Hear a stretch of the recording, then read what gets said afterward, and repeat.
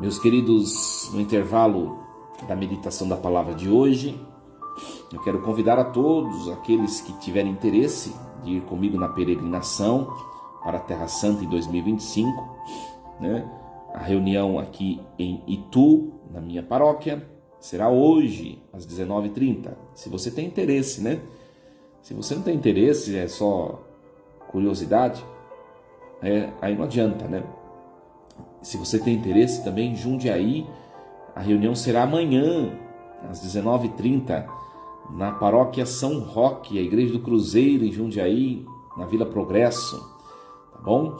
Então, aqui na minha paróquia em Itu, Parque das Indústrias, paróquia São João Batista, e amanhã na Igreja do Cruzeiro, em Jundiaí.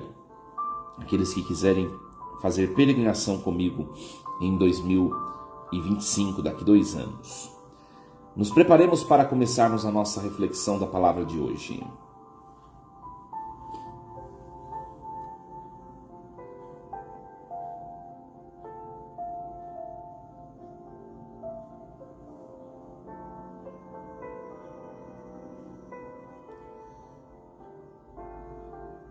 (4 de setembro de 2023). Nós estamos na segunda-feira da 22ª semana do tempo comum. Em nome do Pai, e do Filho, e do Espírito Santo. Amém. Meus queridos filhos e filhas, muito bom dia. Louvado seja Deus. Vos acolho com a paz que vem de Jesus. Vos acolho também pela prece e intercessão de São Miguel Arcanjo. Sinta-se bem acolhido. E nesta segunda-feira, segundou, uma semana nova de trabalhos, de estudos, de afazeres e compromissos diversos. Nós vamos meditar nessa segunda-feira a primeira leitura que a igreja nos propõe, que está na primeira carta de São Paulo aos Tessalonicenses. Nós continuamos no 1 Tessalonicenses, capítulo 4, versículos do 13 ao 18. Irmãos, não queremos deixar-vos a incerteza a respeito dos mortos, para que não fiqueis tristes como os outros, que não têm esperança. Se Jesus morreu e ressuscitou, e esta é a nossa fé, de modo semelhante Deus trará de volta com Cristo os que através dele entraram no sono da morte. Isto vos declaramos, segundo a palavra do Senhor, nós que formos deixados com vida para a vinda do Senhor, não levaremos vantagem em relação aos que morreram. Pois o Senhor mesmo, quando for dada a ordem, à voz do arcanjo e ao som da trombeta, descerá do céu, e os que morreram em Cristo ressuscitarão primeiro. Em seguida, nós que formos deixados com vida, seremos arrebatados com eles nas nuvens, para o encontro com o Senhor nos ares, e assim estaremos sempre com o Senhor. Exortai-vos, pois, uns aos outros, com estas palavras. Palavra do Senhor. Graças a Deus. Meus queridos filhos e filhas, hoje nós entramos numa temática bastante delicada, uma temática que traz bastante mistério e curiosidade por parte das pessoas, que é a questão da morte, A questão da morte. Paulo começa o trecho de hoje dizendo assim: nós não queremos deixar-vos com dúvidas a respeito da morte e dos mortos. E aí ele vai fazer uma teologia. Essa carta de São Paulo, a primeira aos Tessalonicenses, é muito mal interpretada pelos nossos irmãos protestantes. Tá? Primeira coisa que Paulo vai falar, minha gente, para que vocês não fiquem tristes como os outros que não têm esperança. O que nós precisamos aprender dessa primeira parte? Paulo está falando, vocês não podem ficar tristes com o mistério da morte, porque vocês têm esperança. Qual é essa esperança? A esperança que a morte não é o fim último. Esperança que a morte, ela é uma transição, uma passagem. Esperança que nós nos encontraremos um dia todos juntos. Aqueles que nós amamos que já partiram, os que irão partir, todos nós nos encontraremos diante de Jesus para o Supremo Tribunal. Poderemos nos abraçar, nos reconheceremos, né? Alguns, de maneira lúdica, dizem assim: nós riremos juntos de tantas bobagens, de tantos sofrimentos e de tantas coisas que nós passamos. Riremos também de tanto tempo perdido, sendo que o fim último é aquele que nós estaremos a experimentar. Padre, então quer dizer que quando eu perco alguém querido, eu não posso me entristecer? É isso que o apóstolo está dizendo? Não é isso. Preste bem atenção, meu querido. O luto, quando a gente estuda tanatologia na faculdade, que é o estudo da morte ou dos mortos, né? O luto é algo intrínseco à vida humana. Faz parte. O homem traz em si um pesar, a sua alma, pela perda de tudo aquilo que a ele pertence, não somente pessoas. Só que pessoas é o máximo daquilo que é valoroso para alguém, então o pesar também é o máximo. O que é o luto? O luto é um momento, uma fase de pesar pela perda de alguém. Pesar no que sentido? É um momento breve, né? É um momento breve em que nós nos deparamos com a perda. Nós, na consciência, nós nos deparamos com a perda e lamentamos a perda. Isso é algo natural a todo ser humano. O pranto, o choro, essa tristeza diante do luto, isso é natural. O que não é natural? O luto estendido. O luto estendido, ele não é natural. O que é o luto estendido? É a pessoa que depois da perda daquele ente querido, ela nunca mais viveu como ela vivia antes. Ela não conseguiu dar continuidade na sua existência. Ela não conseguiu dar continuidade na sua vida, nos seus ofícios, nas suas obrigações, nos seus sonhos. Parece que aquela pessoa permaneceu respirando com sinais biológicos, mas ela morreu junto com o defunto. Junto com o defunto morreu também as esperanças, os sonhos, a vontade de viver dessa pessoa que ficou aqui. Isso é o luto estendido. Isso não é natural. O luto é natural, mas o luto estendido não. E olha, minha gente, o luto estendido, ele é consequente a algum problema que a pessoa teve em relação a essa pessoa que partiu. O luto estendido é um problema, ou remorsos, arrependimentos e tantas outras coisas. Pode ver, quem tem luto estendido geralmente é uma pessoa que queria ter vivido mais com aquela que faleceu, ter feito coisas que não fez, ter pedido perdão, não pediu, ter abraçado, não abraçou, né? Ter manifestado amor, carinho, apreço e não o fez. Pode perceber. Por isso, diante do mistério da morte, minha gente, parece um tema tão... Ai, padre, uma segunda-feira de manhã falar disso, é um tema muito importante.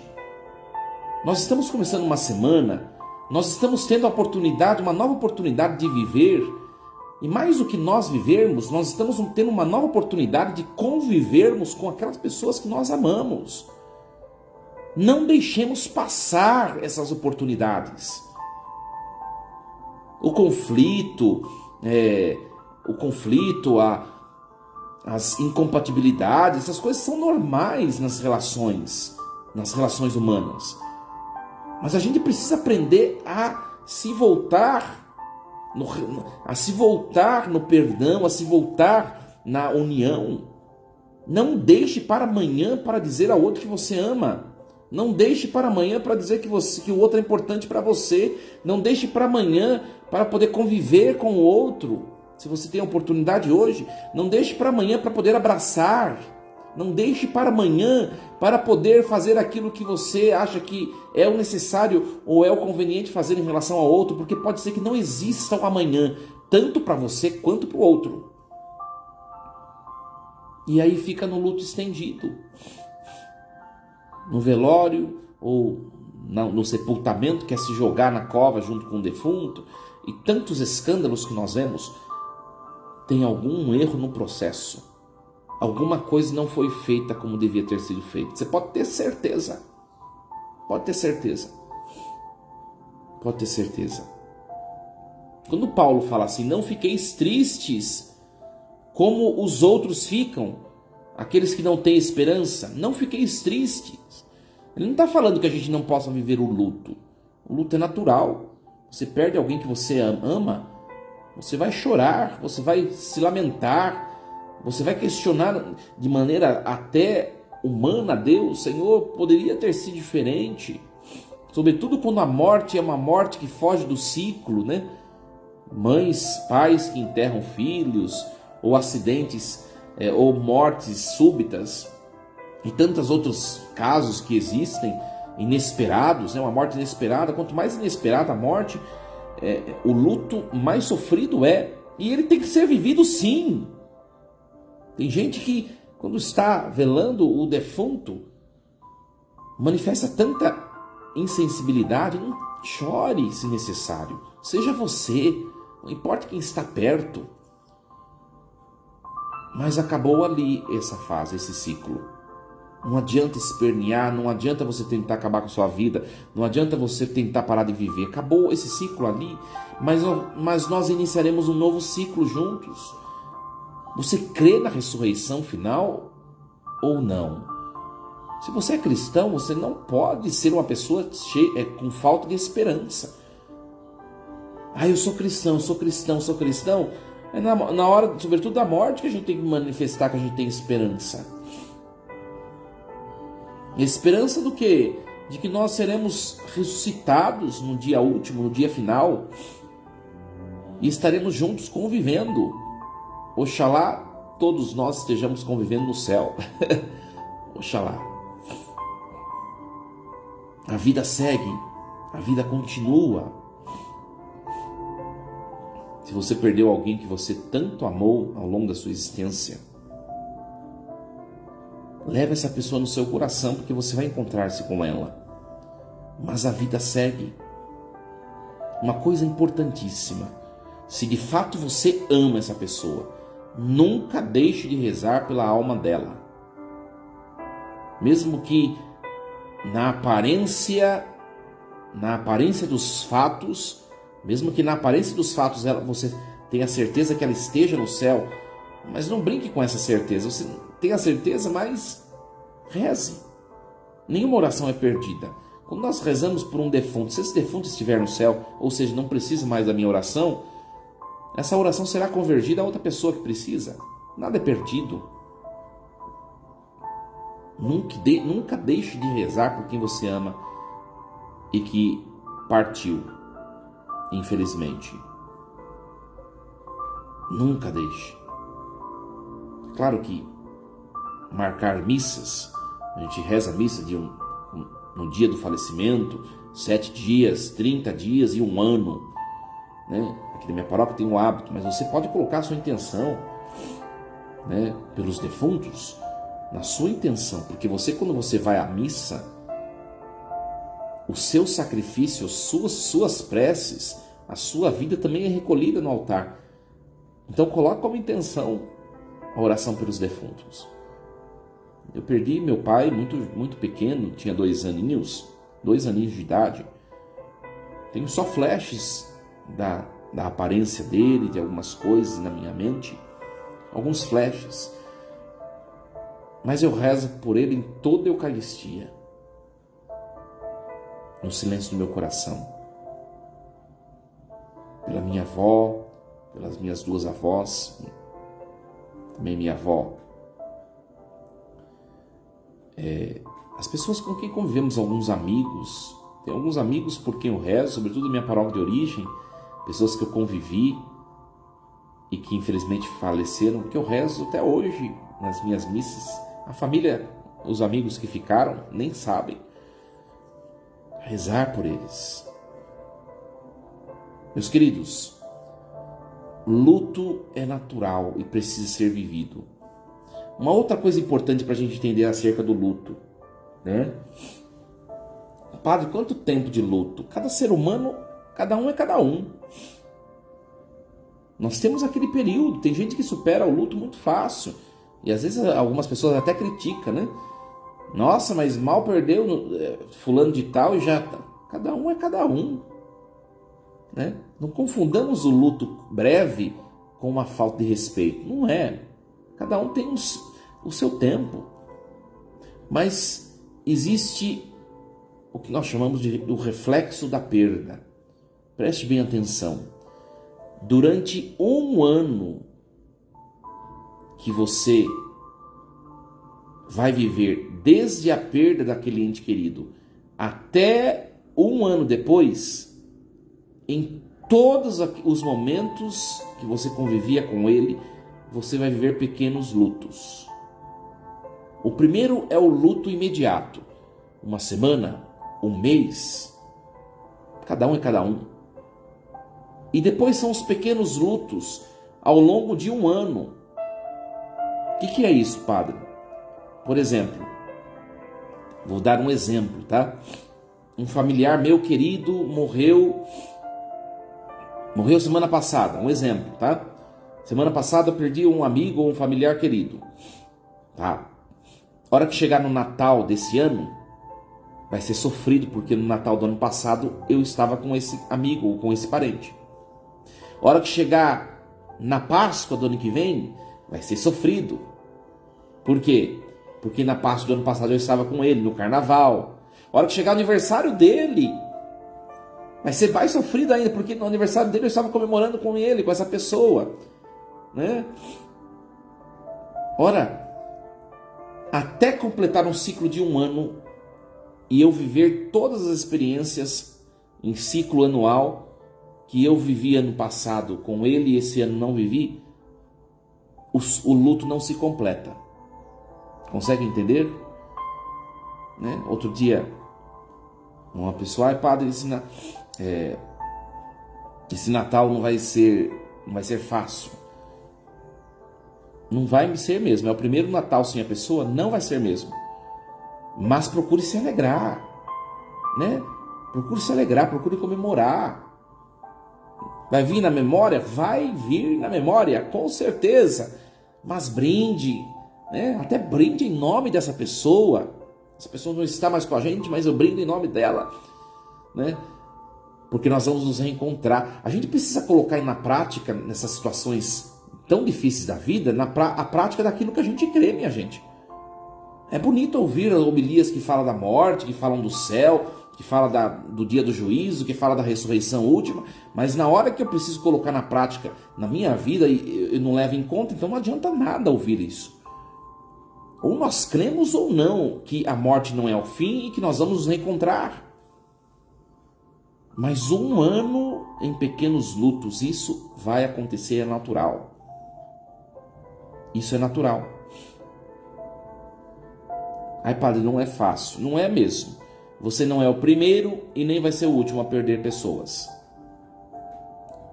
Só que enfrente e dê testemunho cristão. Tem gente que perde pessoas queridas, pessoas de igreja, que tem uma caminhada, e é um contra-testemunho para quem não vai na igreja. Porque o ir à igreja já sugere uma fé na ressurreição. E a pessoa parece que naquele momento de perda, parece que ali acabou tudo. É um contra-testemunho.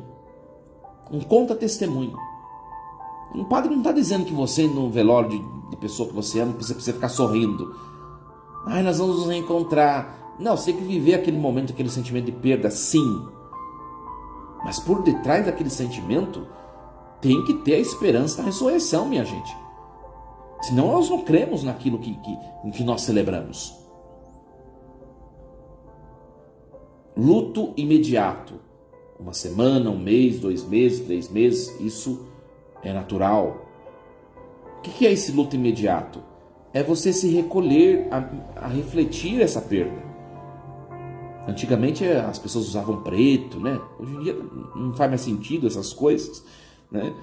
Mas se recolher, ficar mais silencioso, ficar na sua, evitar sair com os amigos.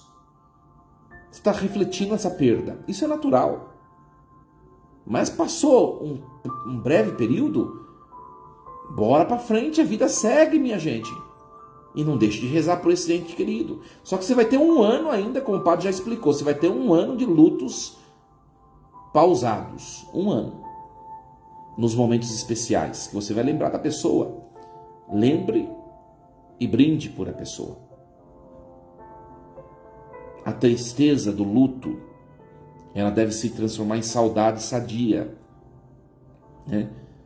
Eu conheço uma pessoa que estendeu o luto por 2 anos. O luto imediato dela não durou 1 semana, 1 mês, durou 2 anos. Aconteceu alguma coisa no processo. Por isso, não deixe para amar quando a pessoa morrer. O jeito que eu encaro o luto é o jeito que eu amei a pessoa. Isso é praxe. É praxe. Depois o texto de hoje continua. Se Jesus morreu e ressuscitou, e esta é a nossa fé, de modo semelhante, Deus trará de volta com Cristo os que através dele entraram no sono da morte. Jesus já cumpriu na carne dele todo o itinerário que nós cumpriremos a nossa. O sofrimento, a morte e a ressurreição. Nós ainda estamos vivendo a primeira parte, o sofrimento. Por isso que o nosso sinal é este. Nós estamos nessa fase ainda. O nosso sinal é esse. Por quê? O nosso sinal não é o Cristo ressuscitado. Tem muitos padres trocando nas igrejas o crucificado pelo ressuscitado. O ressuscitado não é o nosso sinal. O nosso sinal é o crucificado. Por quê? Porque nós estamos nessa fase ainda. A cabeça que é Cristo, ontem eu falava da minha homilia aí, depois vocês escutem a minha homilia de ontem. A cabeça que é Cristo já cumpriu o ciclo todo. Ressurreição, ascensão. O corpo que somos nós, a igreja, estamos na primeira fase ainda. Você está na fase de enfrentar a vida, de sofrer, de amadurecer. É essa fase que você está e eu também. Nós chegaremos no dia do juízo final, ao terceiro dia. O nosso terceiro dia vai acontecer no dia do juízo final, quando nossos corpos vão ressuscitar, se unir a nossas almas. Evidente, aqueles que estiverem aqui no mundo quando acontecer o juízo final, pode ser hoje, viu, minha gente? Eles também passarão por esse processo de maneira concomitante, a morte e a ressurreição ao mesmo tempo, mas todos passaremos por esse processo. Todos. Então, nós estamos nessa fase, que nós enfrentemos essa fase, como Cristo enfrentou essa fase, subindo ao Calvário, com coragem. É tempo de vivermos o amor perfeito. Por isso se reconcilie com as pessoas, não fique brigando com as pessoas, não fique em divisão. Às vezes eu vejo aqui na paróquia, às vezes briguinha ou coisa por ciúme, por coisa tonta. Você morre, vai ficar tudo aí, minha gente. Sabe? Seja uma pessoa despojada, livre, feliz. Pare de ficar implicando, pare de ficar criando caso com coisa tão pequena. A vida é breve, você não sabe quando você vai partir daqui, nem quando as pessoas vão partir. Imagine nós, eu, você, uma pessoa com quem a gente brigou, não está sem se falar, essa pessoa falece. O peso que a gente leva no nosso coração, minha gente. Para quê? Para quê? E fica arrumando confusão e fica às vezes semanas sem se falar, arrumando confusão por coisa tonta, porque fica julgando o outro, porque fica tirando conclusões que não... etc. Tantas coisas que nos acontecem. Perdemos muito tempo numa vida muito breve. Meus queridos, e o texto de hoje continua: isto vos declaramos segundo a palavra do Senhor. Olha o que ele vai declarar: nós que formos deixados com vida para a vinda do Senhor, não levaremos vantagem em relação aos que morreram. O que quer dizer isso? Todo mundo vai passar pelo processo de morte.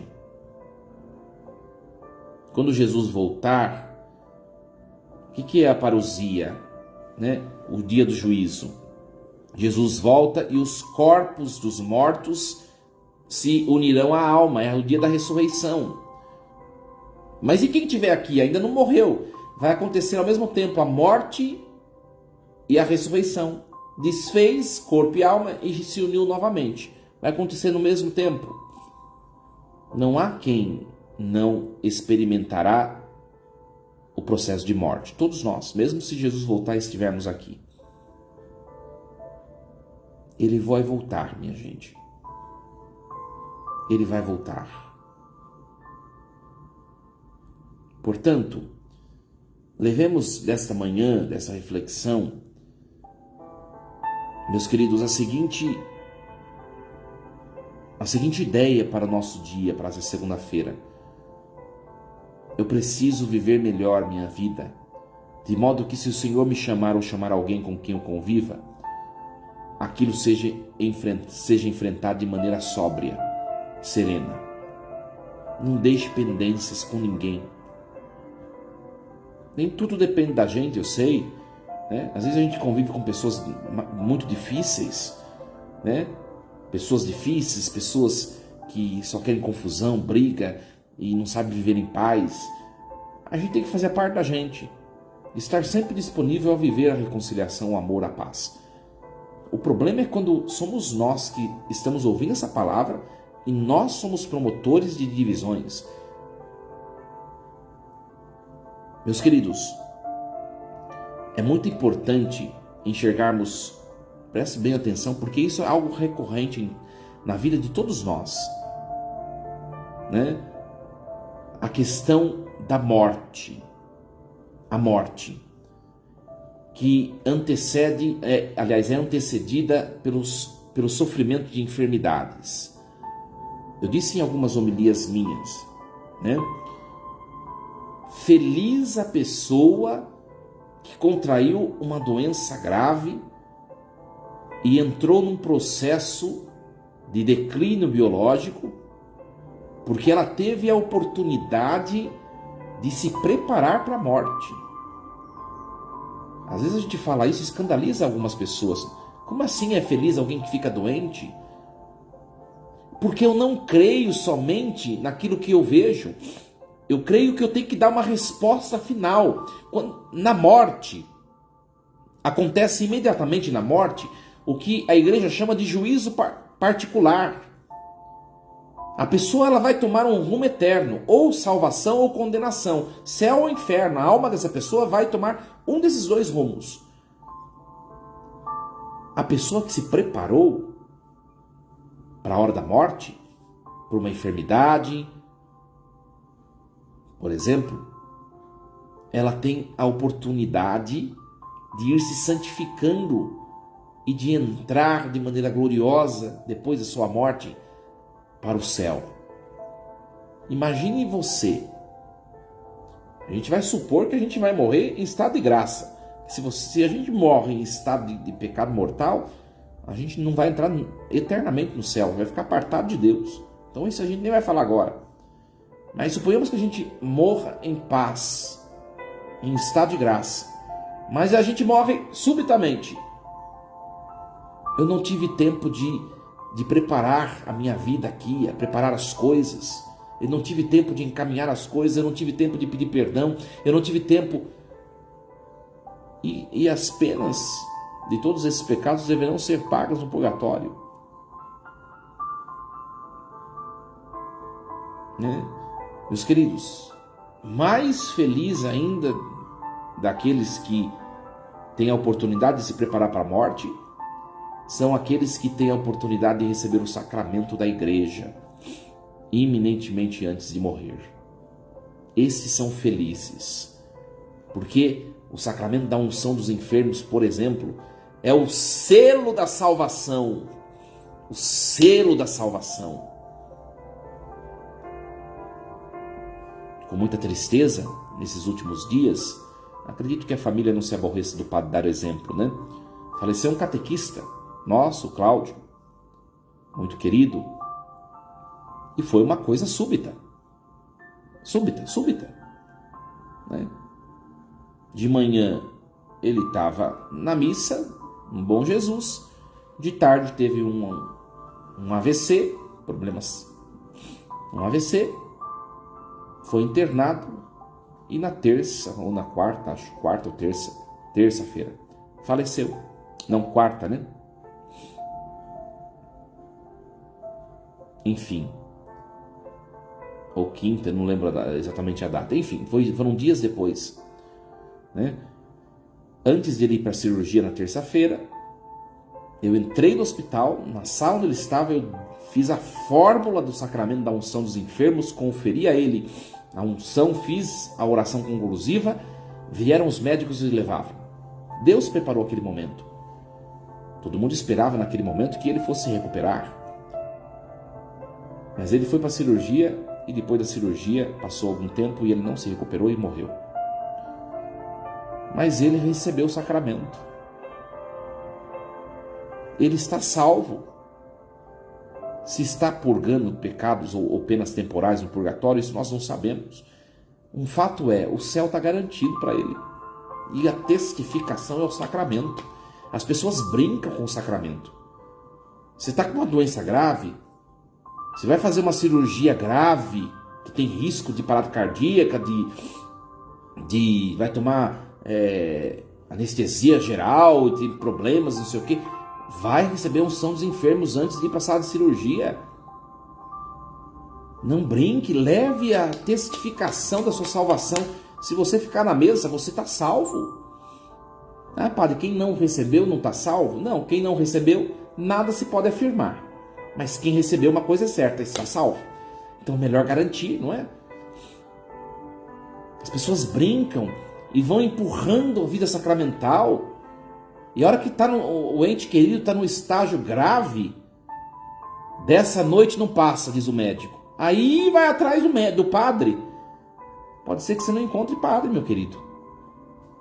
Você não vai conferir ao seu ente que você diz amar o que é o mais importante para ele nesse momento, que é ser salvo, que é a certeza da salvação. Você não vai conferir. Então não brinque. Esteja com a vida sacramental em dia.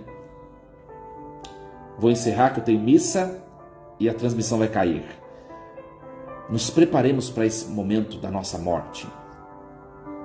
E nos preparemos também sempre estar preparado para a perda de alguém. Faz parte da vida. Que Deus nos dê a capacidade de compreender isso. Uma semana abençoada a todos vocês, queridos. Força e coragem. O Senhor esteja convosco. Ele está no meio de nós. Desça sobre vós a bênção de Deus Todo-Poderoso, Pai, Filho e Espírito Santo. Amém. Amanhã nos encontramos às 6 da manhã.